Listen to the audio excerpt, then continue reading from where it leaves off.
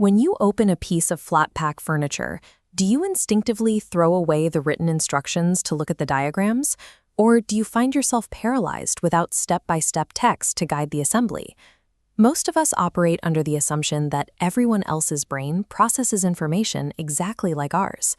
This assumption has shaped our schools and workplaces to heavily favor word-based thinkers who thrive on sequential logic.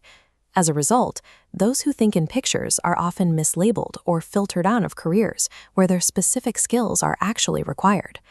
Building a more capable team starts with identifying the specific way your brain is wired to handle a task. Human thought exists along a spectrum. On one end is the verbal thinker, who processes information sequentially through language and orderly steps. Looking at the top left diagram here, you can see the divide between sequential and associational processing. While a verbal mind moves through the linear squares on the left, a visual thinker makes rapid-fire, nonlinear associations, represented by the scattered shapes on the right.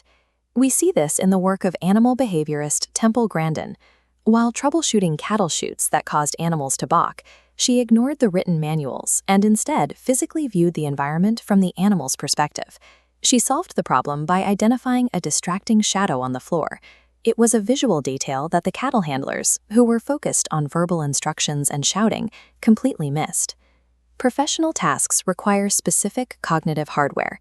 Assigning a purely verbal brain to solve a highly visual physical problem often results in systemic failure.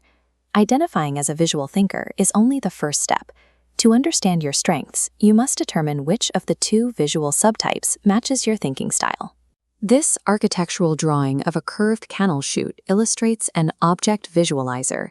They process the world in photorealistic pictures, excelling at building and mechanics.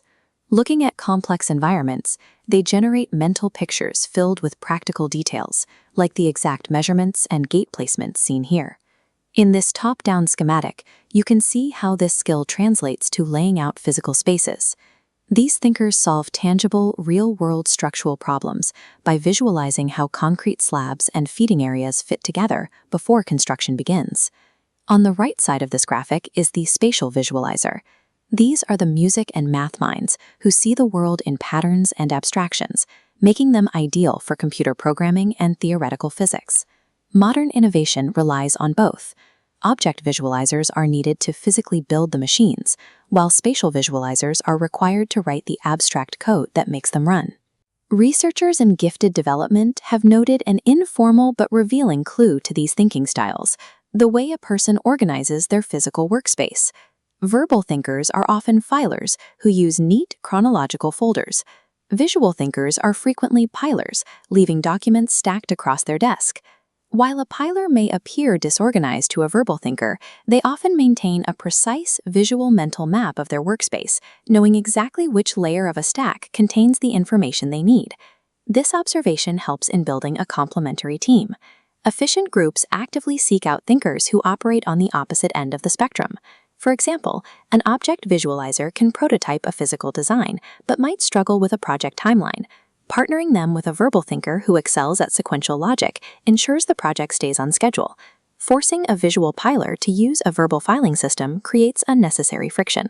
High-performing teams eliminate operational blind spots by pairing different minds together. Most people possess a mix of these traits, but identifying your dominant leaning allows you to structure your work around how your brain actually functions.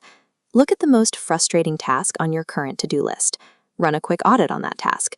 Determine if the difficulty exists because the work fundamentally misaligns with your dominant thinking style.